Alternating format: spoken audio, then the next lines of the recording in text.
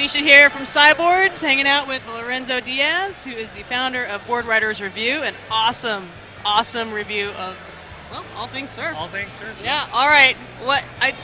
You just tried the two most crazy advanced versions for rough water training. The first was the Thrasher, which was the 5-inch ball inside the 8.5, and the second one was called the Big Drop, the bigger 6.5-inch ball and the 8.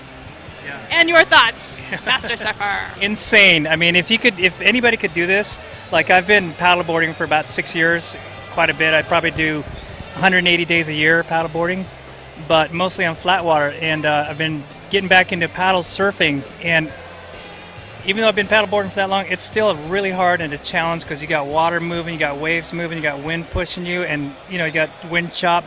So it's really difficult. So we just did this. What do you call it? The Big Drop. The Big Drop. And it was probably by far one of the best training tools you can do that simulates getting out in the lineup, punching through the whitewash, and just standing in the lineup, because standing in the lineup sometimes can be really, really hard. And this simulated. I mean, it took it, to the 10th degree, I think.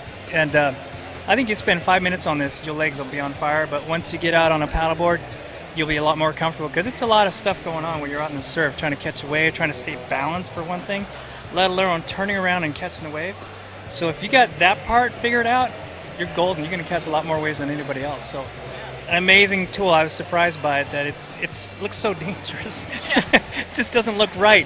But give it a moment and let the body figure it out, and it's an amazing tool.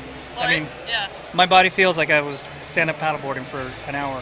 Nice. Right now. I think about a good 10 minutes. Yeah. So if you don't have one of these sideboards, I'd say go get it. And you've been riding the sideboard for probably 4 years, 4 or maybe 5 6 years. years. Yeah, 5 years. Quite a while. Yeah. I mean, and you've gotten so used to that smooth, glassy, transfer, and now, boom. Yeah, this is I a love whole it. like. Just throw you into Just when you get it figured out, she comes up with something else to. we got to put the bands on it too. Yeah, Remember that one? Yeah, recreate That's it. for another year. Yeah. I'm getting old, but an amazing tool. Speaking of age, as I get older, I'm 52. I gotta say this has helped me transition back into short boards, riding those sideboards, because it's sometimes difficult to go from a 10-foot stable board to a short, 5'5" board that's not very stable. And this board has helped me by far better than anything else.